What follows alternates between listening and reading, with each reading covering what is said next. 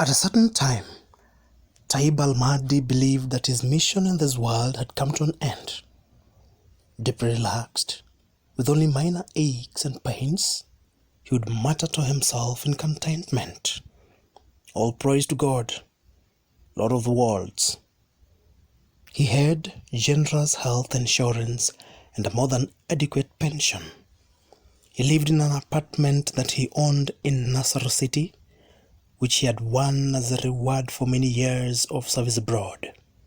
His 4 daughters had each been married.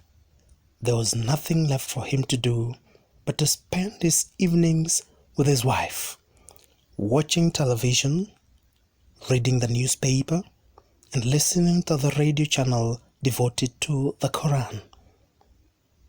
Was it so strange, then, that he thought he had discharged his duties in life in a commendable way? Yet he had no idea what the future had hidden from him. For one night, a man of radiant appearance, bathed in light and wrapped in snow-white robe, came to him in a dream. In a kind tone, the apparition told him, "From this moment onward, and for as long as God wills, you will have the power to tell something be, and it will be. Do with it what you please." When he woke from his sleep, Taib pondered the meaning of his dream, but no sooner had he forgotten it, the way one typically does with dreams, than peculiarly it recurred exactly in its entirety on the following night and for many nights on end, until he felt there was some secret message hidden within it. Wisely, though, he kept it to himself, telling no one about it, not even his companion in life, his wife Hania. At the same time, he felt infused with physical energy, filled with confidence, inspiration, and joy. And why not? He was a good man. His sins were forgivable ones. Pious and observant, he was a lover of virtue who lived his life, despite his modest status, as though he bore on his shoulders the worries of the world and of people everywhere. But from the dream's intense, ceaseless pursuit of him, he decided to try out his supposed new power discreetly. One evening, as he was watching a discussion on the first channel on television, his wife Ania busy in the kitchen, he mentally demanded that it switches to the second channel instead. Without any warning and without him rising from his seat, Channel 1 disappeared, replaced by a foreign film on Channel 2. Trembling in violent confusion, he was seized by conflicting emotions of fear and elation. He kept commanding the television to change channels and ordering the room's chairs to rise in the air, then returning them to their original places until he was sure of the miracle that had befallen him. He accepted that its significance was beyond his comprehension, yet he saw that his purpose in the world was not yet fulfilled. Indeed, it had not even begun. He recalled his benevolent dreams for his country and the planet, which had flared and faded in just a few seconds. Now was the time they all would come true. He would reform reality with his own hands, but without any acclaim or credit to his name. Yet, he reckoned that he must heed the inner voice that had accompanied him through his long life, which occupied his mind when awake or asleep. So at the time that he habitually went to the cafe each day he got dressed, his awesome new power unfolded within him, and entrusting himself to God, left the house in his usual way. As he hailed a taxi to take him to the heart of the city, the driver waved his hand at him in haughty refusal, speeding on his way without paying him for the mind. Even though this was hardly the first time such a thing had occurred, Taib's irritation now was greater than in the past. He considered for a moment that he could make the driver suffer an accident on the road. Whoever is granted a power like mine must use it only for good. As he said this to himself, his anger nonetheless got the better of him. He stared at the taxi's rear wheels, and both of them exploded suddenly like a bomb. The driver pulled over and, drumming his palms together in frustration, glanced back and forth at the two shattered tires, both at one time. He exclaimed. Taib felt he had taught the man a needed lesson, but had it been mistaken for mere coincidence? He walked by the man, casting a meaningful look at and asking, "Can I be of any help?" But his annoying pupil glared at him, resentful and enraged. When Taib reached the bus shelter, he stood beneath it. As the bus pulled up, jammed with humanity, he watched an argument erupt inside between a woman and a man behind her. He could not hear what was going on between them, but he studied the dimensions of the conflict carefully. Then the man suddenly slapped the woman's face with shocking impulsiveness.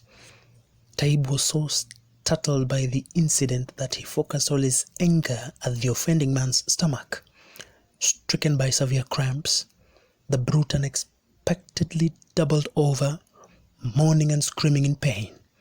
The bus did not move until he had been carried outside for an ambulance to fetch him. Meanwhile, more than one voice cried out, "He deserves it. That is what he gets for his bad manners and cheekiness." Taib observed all these with satisfaction, certain that he had done his duty in the best manner possible. Continuing on his way to the cafe, he performed memorable services.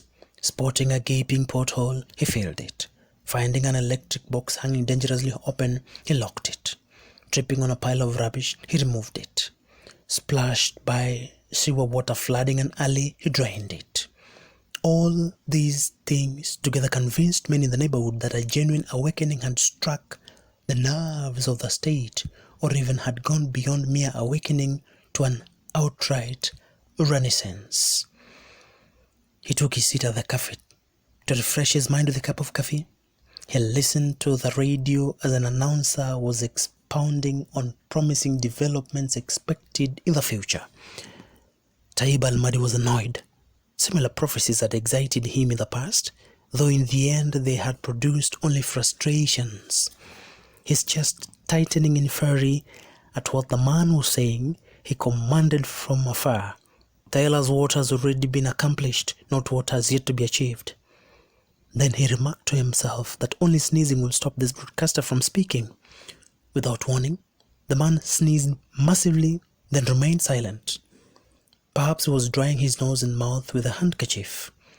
Resuming his chat, he abruptly sneezed again, more emphatically than before. After that, he could not complete a whole sentence.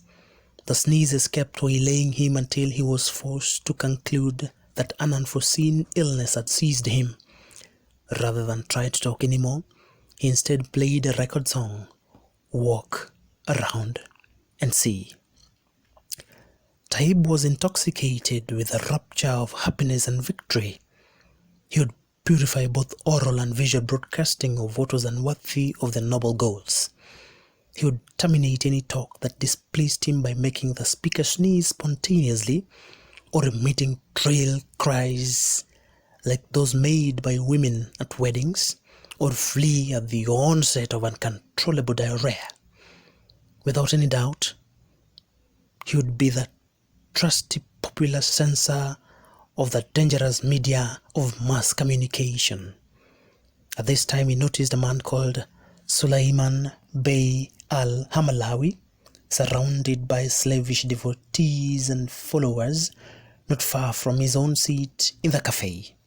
Suleiman's stooges crowded around their benefactor in hypocritical sycophancy, inflating his grossly with arrogance and conceit.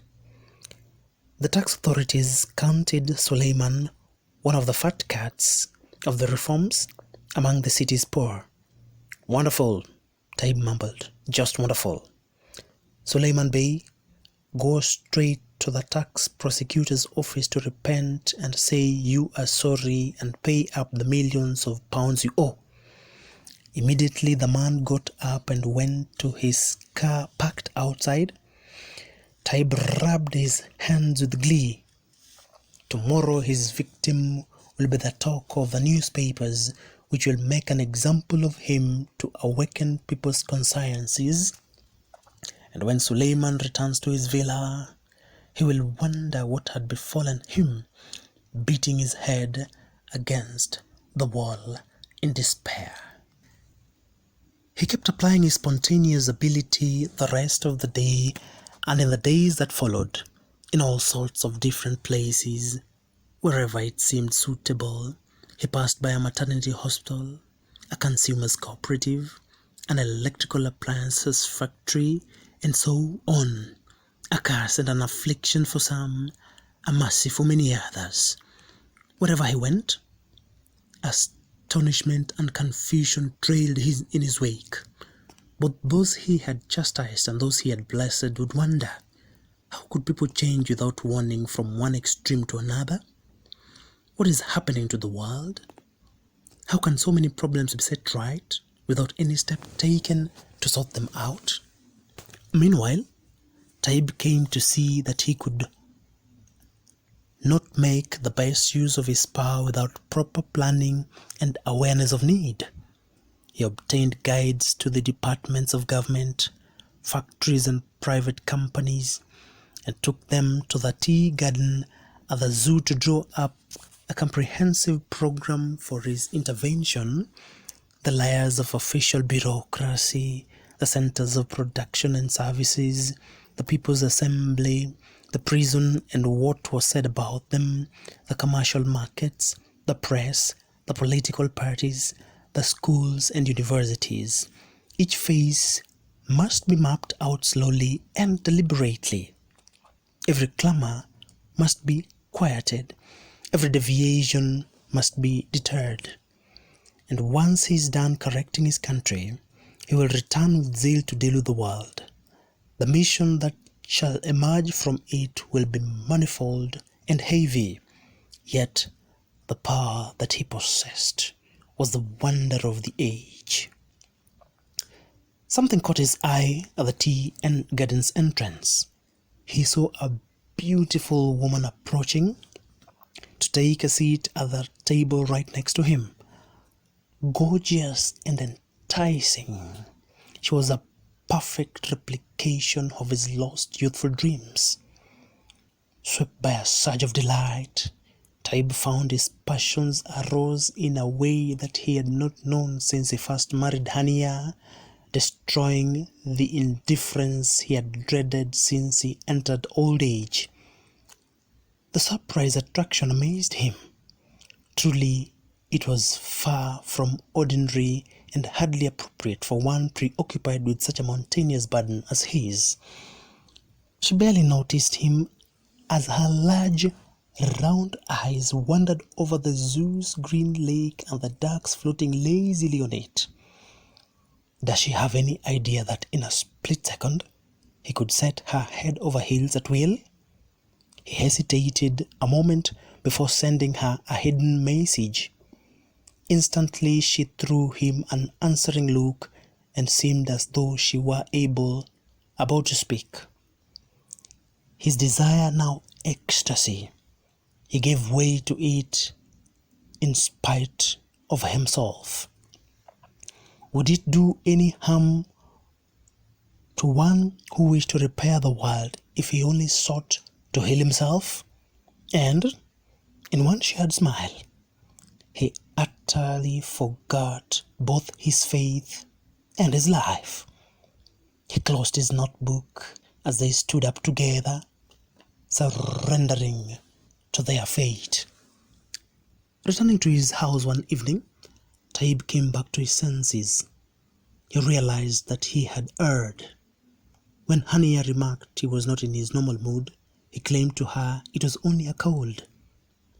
And though he never thought to repeat his mistake, the pain it caused him would not go away.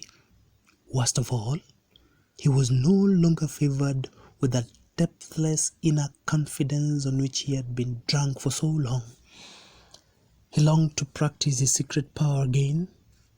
Waiting until Annie had gone out on an errand, he turned towards the television as he had done so often before. The channel would not change. He thought he was going mad. No matter how much he tried, all he met was failure. The miracle was gone, like a dream. Pleading is pointless. Distress is useless. Regret has no effect. An awesome sadness will haunt Taib al-Mahdi until the day of his death.